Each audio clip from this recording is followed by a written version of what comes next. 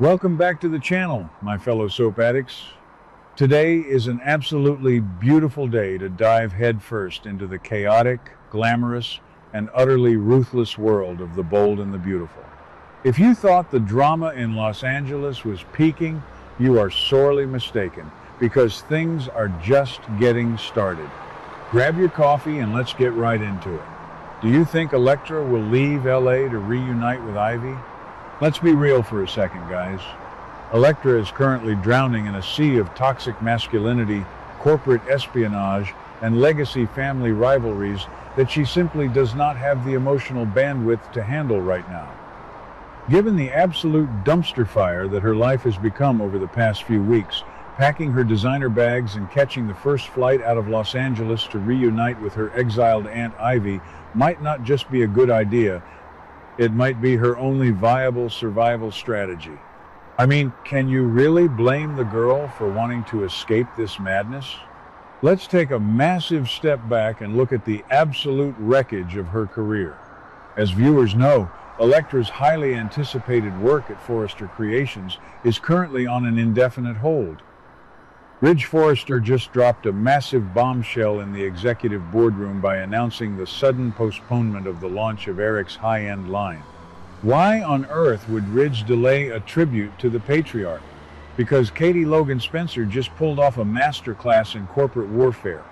Katie aggressively released her brand new collection under the Logan banner, featuring hope, and the fashion world is absolutely eating it up. The media buzz is deafening, and Ridge is scrambling to protect the Forrester brand from being overshadowed by the Logans. But here's the kicker. This is not just about clothes or market share. This is a calculated, deeply personal strike against Forrester Creations. And right in the middle of this corporate bloodbath is Electra. She is suddenly realizing that her boyfriend, Will Spencer, is turning into a carbon copy of his ruthless father, Dollar Bill Spencer. Electra and Will are having massive, relationship-shattering problems right now, and honestly, I am entirely on Electra's side here. She feels completely betrayed because Will didn't inform her about Logan's new jewelry line. He kept his mother's aggressive business moves a complete secret from the woman he supposedly loves. Will argues that he has to keep everything secret. He stands there with a straight face and claims that Spencer and Logan confidentialities must be protected at all costs, including the sensitive information about Hope joining the rival fashion house. He focuses entirely on the logical corporate argument rather than seeing Electra's emotional perspective. This is classic, textbook Spencer behavior.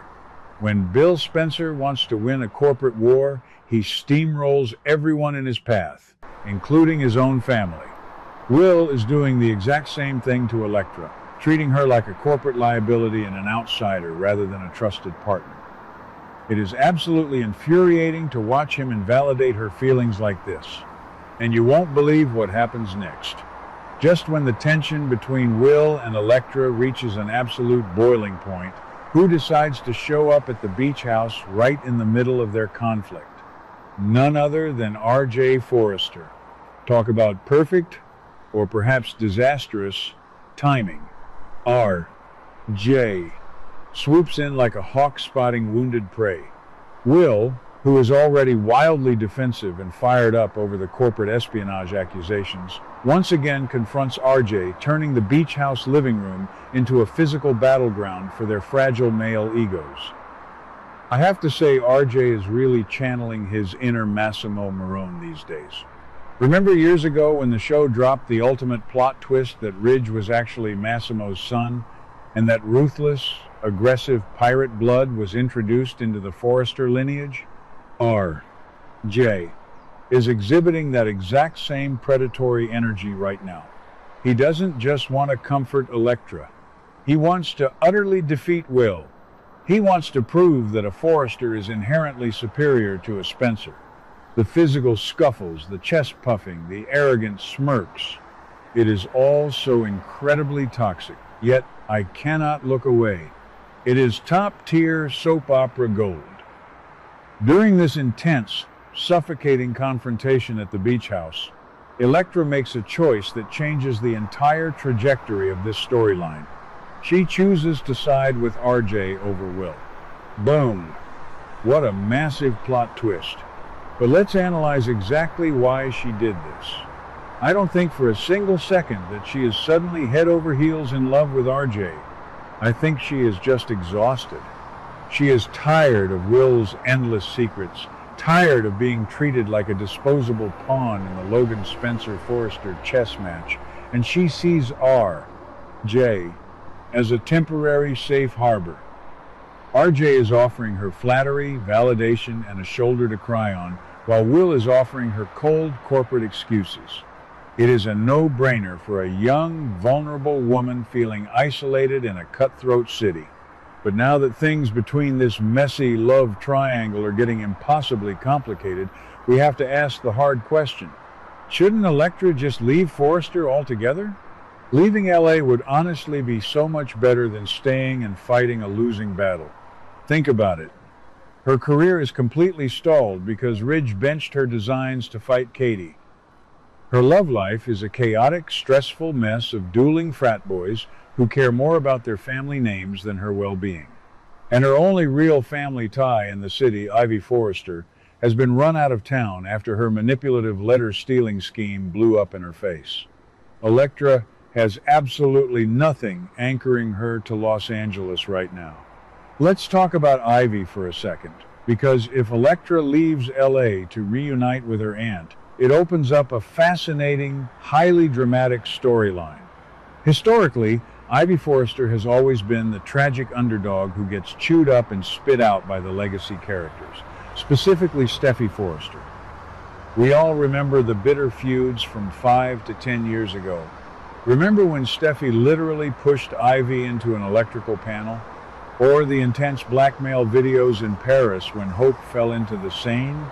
Ivy has a deep, bitter, deeply traumatizing history of being abused by the Forrester machine.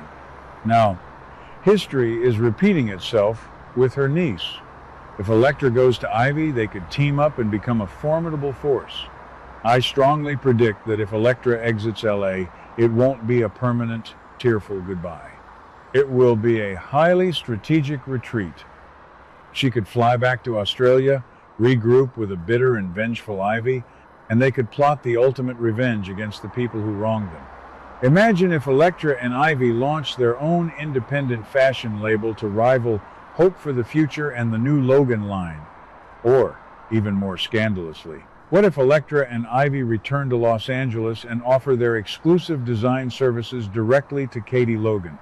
Imagine the absolute horror on Ridge and Steffi's faces if Electra takes her benched Forrester designs and hands them directly to the rival Logan company.